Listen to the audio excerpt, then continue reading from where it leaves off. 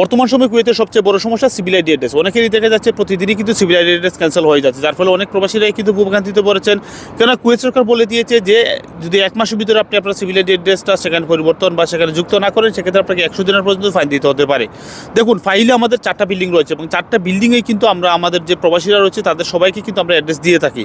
তো সেখানে মূলত হচ্ছে গিয়ে আমাদের যে ফ্ল্যাটগুলো রয়েছে, যখনই ফ্ল্যাটগুলো ভাড়া দেয়, যে প্রবাসীরা ওঠেন তাদের প্রত্যেকের সাথে কিন্তু আমাদের এগ্রিমেন্ট হয় এবং তাদেরকে এগ্রিমেন্ট অনুযায়ী তাদেরকে সেই বিল্ডিংয়ে থাকার জন্য আমরা অ্যাড্রেসগুলো সেখানে প্রোভাইড করি।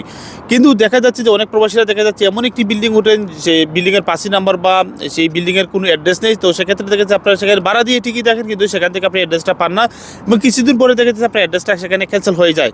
তো আমাদের বিল্ডিংয়ে যখনই আমরা আমাদের যে প্রবাসীরা রয়েছে তাদের সাথে কন্ট্যাক্ট করি এবং বা তাদের সাথে যে এগ্রিমেন্ট হয়, এগ্রিমেন্ট অনুযায়ী তাদেরকে আমরা অ্যাড্রেসটা সেখানে দিই এবং ওই প্রবাসী যখন ওই বিল্ডিং থেকে চলে যান বা লেফট করেন, তখনই দেখা যাচ্ছে যে সেখানে অন্য একজন প্রবাসীদেরকে আমরা অ্যাড করি। তো অ্যাড করার ক্ষেত্রে দেখা যাচ্ছে যিনি চলে গেলেন তাদের যে সিভিল আইডি অ্যাড্রেস সেটি কিন্তু আমরা রিমুভ করার জন্য আমাদের যে বিল্ডিংয়ের যে ওনার রয়েছে বা মালিক রয়েছে তাকে আমরা রিপোর্ট করি এবং তিনি তার সাইলেফ থেকে সেই অ্যাড্রেসটা রিমুভ করে দেন এবং নতুন যে প্রবাসী সেখানে উঠলো তাকে কিন্তু আমরা সেই সিভিল আইডিটা মানে অ্যাড্রেসটা সেখানে আমরা দিয়ে থাকি। এটাই বাস্তব, কেননা যিনি উঠলো তারও তো মানে সিভিল আইডি অ্যাড্রেসটা লাগবে। তো এভাবেই কিন্তু হয় কি আপনাদের যে সিভিল আইডি অ্যাড্রেসগুলো সেগুলো কিন্তু পরিবর্তন বা সেগুলো ক্যান্সেল হয়ে যায়। তো আপনারা যেটি করবেন, যখনই আপনি কোনো বিল্ডিং উঠবেন সেই বিল্ডিংয়ের সাথে এগ্রিমেন্ট করবেন এবং সেই এগ্রিমেন্ট অনুযায়ী আপনি বলবেন যে আপনাকে অ্যাড্রেস দিতে হবে। যেমন আমরা একটি বিল্ডিংয়ের রেন্ট দেখা যাচ্ছে একটা ফ্ল্যাট যেখানে 6 থেকে 8 জন বা 10 জন পর্যন্ত সেখানে থাকতে পারে। তো সেক্ষেত্রে দেখা যাচ্ছে ওই 5 নাম্বার অনুযায়ী তাদের প্রত্যেকে কিন্তু আমরা অ্যাড্রেসগুলো দিই এবং তাদের কাছ থেকে আমরা 270, 250 এটা ফ্ল্যাট বেঁধে তাদের কাছ থেকে আমরা ভাড়াগুলো আদায় করি। তো এখন দেখা যাচ্ছে যদি 50 দিনেরও হয়, আপনি যদি সেখানে 6 জন বা 8 জন লোক হন, সেক্ষেত্রে আপনারা গুণ করে নিতে পারেন যে আপনাদের মধ্যে কত টাকা হতে পারে, ভাগ করে নিতে পারেন যে আপনাদের কাছে আসলে কত টাকা ওই বিল্ডিংয়ের রেন্ট আসে।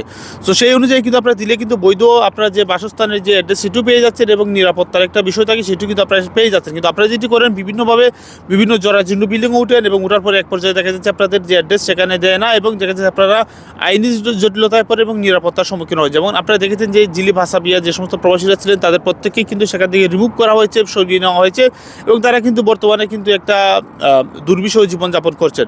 তো আপনারা যখনই কোনো বিল্ডিং উঠবেন বা বিল্ডিং উঠতে যাবেন, সেক্ষেত্রে কিন্তু অবশ্যই বিল্ডিংয়ের যে অ্যাড্রেসটা রয়েছে কিনা বা সেটিতে তো আপনারা রেন্ট দিয়ে উঠবেন, তো সেটি কিন্তু অবশ্যই সেখান থেকে আপনারা কথা বলে নেবেন। অন্যথায় দেখা যাচ্ছে যে একটা বিল্ডিং পেলেন কম টাকার ভিতরে এবং সেখানে উঠে পড়লেন এবং কিছুদিন পর আপনার অ্যাড্রেস নাই, পুলিশ এসে আপনাকে ধরে নিয়ে গেল, এর কিন্তু নিরাপত্তার একটা বিষয় থাকে। ভিডিওটি শেয়ার করে দেবেন এবং যে সমস্ত প্রবাসী এই সমস্যার সম্মুখীন রয়েছেন তাদেরকে আসলে ভিডিওটি পৌঁছে দিয়ে তাদেরকে অবশ্যই মানে আপনারা বলবেন যে তাতে করে যে বিল্ডিংয়ে আপনি উঠেন না কেন সেই বিল্ডিংয়ের জন্য অ্যাড্রেস থাকে এবং সেই অ্যাড্রেস অনুযায়ী সেখানে তারা বসবাস করে। ভালো থাকবেন সবাই, আসসালামু আলাইকুম।